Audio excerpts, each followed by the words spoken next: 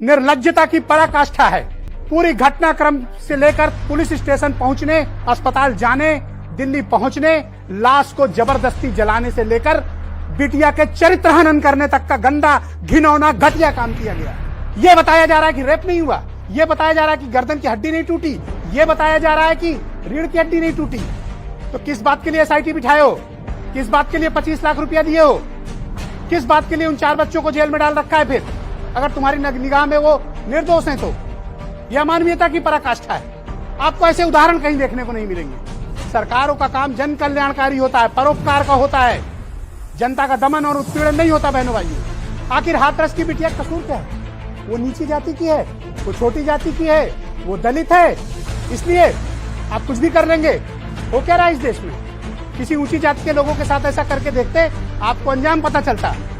और जिस प्रकार का आचरण उनके घर वालों के साथ किया जा रहा है, हर जाने वाला अधिकारी उनके परिवार को धमकाता है, डराता है, पैसे से मुंह भरने की कोशिश हो रही है। किस बात के लिए रात में 2:30 बजे लाश जलाई गई? पूरी हिंदू सभ्यता को कलंकित करने का काम किया गया।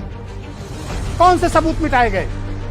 ठीक से मेडिकल नहीं कराया गया, सीमेंस तक नहीं रखे गए, खून की जांच नहीं हुई, बिटिया का कलमबद्ध मजिस्ट्रेट के समक्ष बयान नहीं हुआ, और पुलिस प्रशासन खुद कहता है कि रीढ़ की हड्डी नहीं टूटी, गले में नहीं टूटी, रेप नहीं हुआ। तो आप कोर्ट में क्या बताएंगे फिर जाके? किस बात के लिए धारा 376 लगी थी? किसको बचा रहे हो? बचा नहीं पाओगे, कितनी भी कोशिश कर लो। किस बात की जल्दी थी कि रात में 2:30 बजे लाश जलाई गई? मुझे इस सवाल का जवाब चाहिए। क्यों? वाई? घर के लोगों को बॉडी सुपुर्द क्यों नहीं की गई? क्यों? जवाब चाहिए।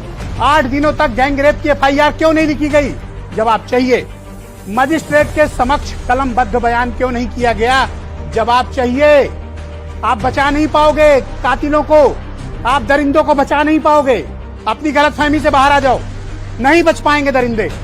वादा है आपसे, जहन्नुम तक भी पीछा करना पड़ा तो करेंगे, जहन्नुम तक, लेकिन उन दरिंदों को सजा मिलेगी। बहनों भाई, वादा है आपसे। और जिसमें जितना दम है वो लगा ले उनको बचाने में। उत्तर प्रदेश के 24 करोड़ लोगों की आवाज बनकर निकलेंगे और हाथरस की गुड़िया के हर इंसाफ, हर जख्म का हिसाब होगा।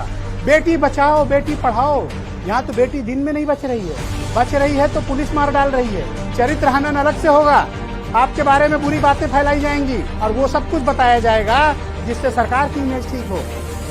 सत्ता जब सिर पे सवार होती है तो अहंकार बड़े बड़ों को होता है। मैंने उत्तर प्रदेश में बहुतों को देखा है इस तरह का अहंकार लाते हुए। दोपहर में उसके पिता को उठा ले जाते हैं पुलिस के साथ, कहाँ ले गए नहीं पता, कलेक्ट्रेट में कहीं बंद करके रखा है, किसी से बात करानी।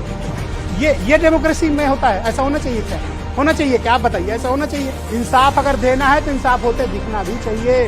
अंधेरी रात में 12 बजे, रात में 2 बजे किसी की लाश जला देना जघन्य पाप है, महापाप है, ये पाशविक कृत्य है और जनता को इन सवालों का जवाब चाहिए।